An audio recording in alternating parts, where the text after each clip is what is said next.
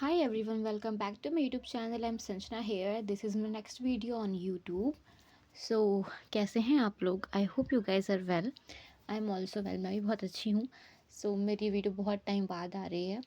मुझे कंटेंट नहीं मिल रहा था और अभी वैसे भी मेरे इतने सारे सब्सक्राइबर नहीं हैं. तो जल्दी सब्सक्राइब कीजिए मेरी वीडियो को, मेरे चैनल को, ताकि मैं अच्छी अच्छी वीडियोस बना सकूँ. तो जैसे कि हम सब जानते हैं, हम टॉपिक पे आते हैं. जैसे कि हम सब जानते हैं कि अभी हमारे एग्ज़ाम्स आने वाले हैं कॉलेज स्टूडेंट्स के, और प्री बोर्ड भी होंगे स्कूल स्टूडेंट्स के. सो टॉपिक इज़ डेमोक्रेसी. डेमोक्रेसी क्या होती है? सबसे पहले ये डेमोक्रेसी की आप डेफिनेशन मुझे कमेंट में लिख के बताएं. सिंपल सी मैं एक छोटी सी बता देती हूँ. नॉर्मली लोकतंत्र एक ऐसी शासन व्यवस्था है जिसमें लोगों का शासन होता है, लोगों के द्वारा होता है, और लोगों द्वारा चुने गए प्रतिनिधि करते हैं, शासन करते हैं. ठीक है, ये सिंपल सी डेफिनेशन है डेमोक्रेसी की. पर्टिकुलरली हम इस वीडियो में सिर्फ और सिर्फ डेमोक्रेसी की मेरिट्स पढ़ेंगे. सो मेरिट्स क्या होते हैं डेमोक्रेसी के, हम एग्ज़ाम में लिखने होंगे. वैसे तो डीमेरिट्स मेरिट्स सब सब कुछ लिखना होगा, पर हम यहाँ पे पढ़ेंगे मेरिट्स. तो यहाँ पे हम 7 टाइप्स के मेरिट्स पढ़ेंगे. फर्स्ट मेरिट इज़ लोकप्रिय संप्रभुता, popular sovereignty. So popular sovereignty मतलब ये होता है लोगों का शासन. यानी कि शासन की जो शक्ति होगी ये लोगों के अंदर निहित होगी. कोई भी फैसला होगा तो लोगों की सहमति ज़रूरी होगी. जैसे कि जब हमें कोई सरकार बनानी होती है तो हम बनाते हैं, हम चुनते, तो सरकार आती है. जैसे कोई कानून पास होता है तो हमारी सहमति, हमारे प्रतिनिधियों की सहमति ज़रूरी होती है. वो परमिशन देते हैं तब जाके कोई भी रूल पास होता है. तो इनडायरेक्टली हम लोग उसमें अपनी सहमति दिखा रहे हैं ना. सो यही है पॉपुलर सॉवरेंटी. यानी कि शासन की जो शक्ति है वो लोगों के अंदर निहित है. हमारे बिना कोई काम नहीं होगा. हम लोग चाहेंगे तो कोई भी सरकार गिरा भी सकते हैं और कोई सरकार बना भी सकते हैं. कोई कानून पास करवा भी सकते हैं और कोई कानून को रद्द भी करा सकते हैं. सो ये है पॉपुलर सॉवरेंटी, और ये बस डेमोक्रेसी में ही पॉसिबल है. सेकेंड मैरिज इज़ अकाउंटेबिलिटी, यानी कि जवाबदेही. मतलब कि जो सरकार है वो हमारे प्रति जवाबदेही है. वो कोई भी रूल बनाएगी, कोई भी लॉ लेके आएगी, और अगर उसका अच्छा परिणाम हो या फिर बुरा परिणाम हो, कोई आतंकवादी हमला हो, चाहे कुछ भी हो, तो सरकार जो है वो हमारे प्रति जवाबदेही है. वो हमारे को बताएगी कि ऐसा क्यों हुआ, क्या हुआ. उनका काम है हमारे को बताना कि मतलब क्या हो रहा है, देश में क्या चल रहा है. कि एग्जाम्पल है बजट. जब बजट आता है तो हमें बताते हैं ना कि हम यहाँ पे इतना इन्वेस्ट कर रहे हैं, इससे हमारी जीडीपी इतनी ग्रोथ करेगी, हमारा देश इतना ग्रोथ करेगा. तो ये सब कुछ जवाबदेह है हमारे प्रति सरकार, तो वो हमें सब बताएगी. पर अगर लोकतंत्र ना हो तो हमें कोई नहीं बताएगा. हम कुछ कर ही नहीं सकते. कुछ भी कर रहा हो अपना देश में, वो मतलब जो उसका मन हो राजा का वो करेगा. सो वो हमें नहीं बताएगा कि हो क्या रहा है. पर लोकतंत्र में उसका ये कर्तव्य है कि वो हमें बताएगी कि क्या चल रहा है देश में. सो ये है जवाबदेही. सो थर्ड हमारा मेरिट है रूल ऑफ लॉ, यानी कि विधि का शासन. लोकतंत्र में विधि का शासन होता है, रूल ऑफ लॉ होता है, यानी कि संविधान का शासन होता है, कानून का शासन होता है. यहाँ पे जो भी काम होता है वो कानून को मद्देनज़र नज़र रखते हुए होता है. कानून सर्वोपरि होता है. कानून के खिलाफ कोई काम नहीं हो सकता, और जो कानून को तोड़ता है उसके खिलाफ केस होता है, पुलिस में जाता है. बाकी सब आप जानते हैं क्या क्या होता है अगर कानून का उल्लंघन होता है तो. सो या कि लोकतंत्र का ये थर्ड मेरिट है, सबसे अच्छा मेरिट है कि यहाँ पर रूल ऑफ लॉ है, कानून का शासन है. कोई भी व्यक्ति कानून के खिलाफ नहीं जा सकता. हर एक काम कानून के साथ और कानून को ध्यान में रखते हुए होता है. सो या जब आपका एग्ज़ाम में आए तो इस सबको एक्सप्लेन कीजिए, ताकि आप शीट भर सकें, 5 से 6 शीट, क्योंकि कॉलेज में इतना ही लिखना होता है और अच्छा लिखना होता है. सो या था हमारा विधि का शासन. Okay. So fourth one is free and fair election, स्वतंत्र और निष्पक्ष चुनाव. सो ये क्या है? मतलब लोकतंत्र है. लोकतंत्र के अंदर हम कैसे अपने नेता चुनते हैं, कैसे अपने प्रतिनिधि चुनते हैं, वो होता है इलेक्शन के द्वारा. और यहाँ पे ऐसा कहा जाता है, ऐसा होता तो नहीं है, मोस्टली नहीं होता, वैसे होता भी है, कि यहाँ पे स्वतंत्र और निष्पक्ष चुनाव होते हैं. यानी कि कोई भी धोखाधड़ी नहीं होती.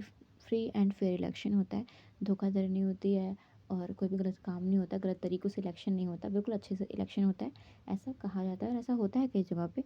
पर आपको भी पता है कि मैं अब क्या बोलूँ, मतलब बहुत जगह पे ऐसा होता है कि कुछ ना कुछ बँटवा रहे हैं. हम आपको इतने रुपए देंगे, आप हमारे यहाँ पे वोट दे दीजिए.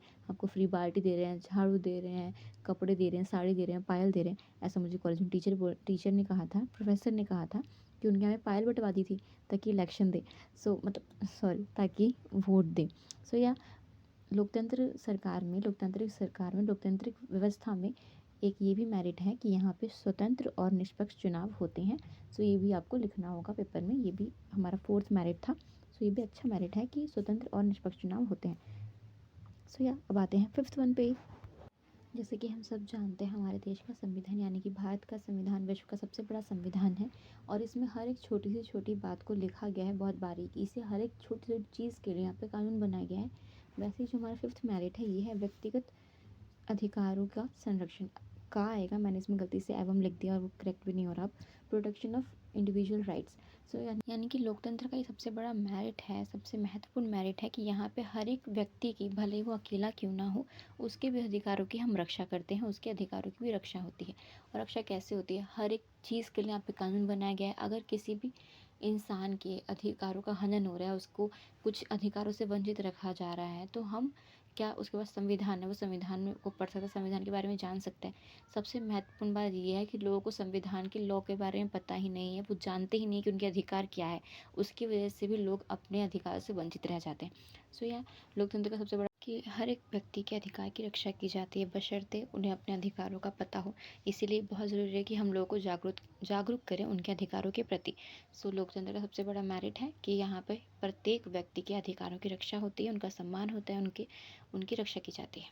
सिक्स्थ वन इज़ प्लुरलिज्म यानी कि बहुलवाद। विभिन्नताओं एवं विभिन्न दृष्टिकोण को भी और उनके हितों को भी हम यहाँ पे सम्मान देते हैं और उनके हितों की रक्षा करते हैं, उनके हितों को मान्यता प्राप्त कराते हैं। यानी कि सिंपल सा लॉजिक है, सिंपल सा मतलब ये है कि लोकतंत्र की व्यवस्था में हम सबके हितों की रक्षा करते हैं, सबके हितों का सम्मान करते हैं और सबके दृष्टिकोण का सम्मान करते हैं और उनके हितों की रक्षा करते हैं।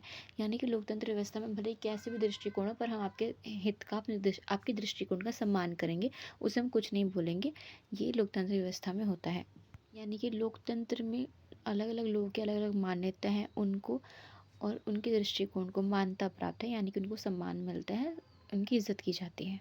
तो आज का जो हमारा लास्ट मेरिट है ये है शक्ति का विभाजन यानी कि पार्टीशन ऑफ पावर। ऐसे आप बहुत सारे अलग अलग मेरिट्स लिख सकते हैं, क्योंकि आपने पढ़ा हुआ है तो आप और भी बना सकते हैं।